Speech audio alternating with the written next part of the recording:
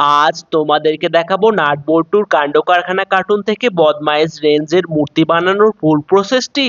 প্রথমে একটা স্ট্যান্ডের উপর দুটি কাঠির মতো সরু কাদার টুকরোর সাহায্যে রেঞ্জের পা দুটিকে বানালাম।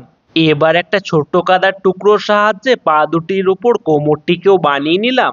এবার একটা সূচের সাহায্যে দাগ কেটে নিয়ে একটা কাদার টুকরো নিয়ে রেঞ্জের বডিটিকেও বানিয়ে নিলাম। আর আলাদা করে বানিয়ে রাখা বদমাইশ রেঞ্জের হাতগুলিকে বডির সাথে অ্যাটাচ করে নিলাম। এরপর ছোট্ট ছোট্ট দুটি কাদার টুকরো নিয়ে রেঞ্জের জুতোগুলিকে বানালাম আর হাতের আঙুলগুলিকে হাতগুলির উপর অ্যাটাচ করে নিলাম। আগের ভিডিওতে আমি নাট বল্টু কার্টুনের নাট বল্টু ও চিমটির মূর্তি বানানোর ফুল প্রসেসটি তোমাদেরকে দেখিয়েছিলাম। তোমরা যারা যারা ভিডিওগুলি মিস করে গেছো চাইলে দেখে আসতে পারো। এবার রেঞ্জের মুখের মধ্যে নাক, কান, চুল, চোখ ও মুখ বানিয়ে বডির সাথে অ্যাটাচ করে নিলাম।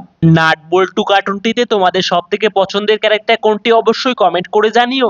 এবার রেঞ্জের মাথাটিকে পার্মানেন্ট ভাবে বসিয়ে নিলাম। এবার রেঞ্জের মূর্তিটি শুকনো হয়ে এলে প্রথমে এশিয়ান পেন্টের হোয়াইট প্রাইমারে কোটিং অ্যাপ্লাই করে সুন্দর করে কালার করে নিলাম। ছোট থেকে বড় আমরা সবাই নাট বল্টুর কাণ্ড কারখানা কার্টুনটি দেখতে খুবই ভালোবাসি। নাট বল্টুর কাণ্ড কারখানার কার্টুনের এই রেঞ্জের মূর্তিটিকে কালার করা full process step by step আমি তোমাদের সামনে তুলে ধরার চেষ্টা করেছি।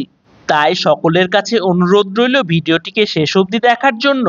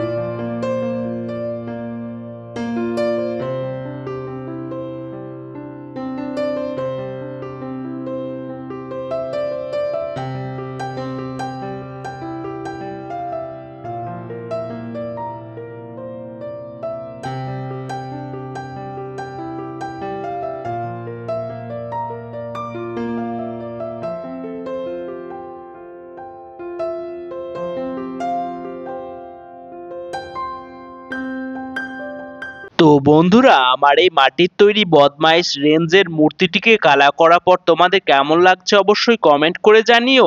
আর পছন্দ হলে প্লিজ একটি লাইক করে দিও।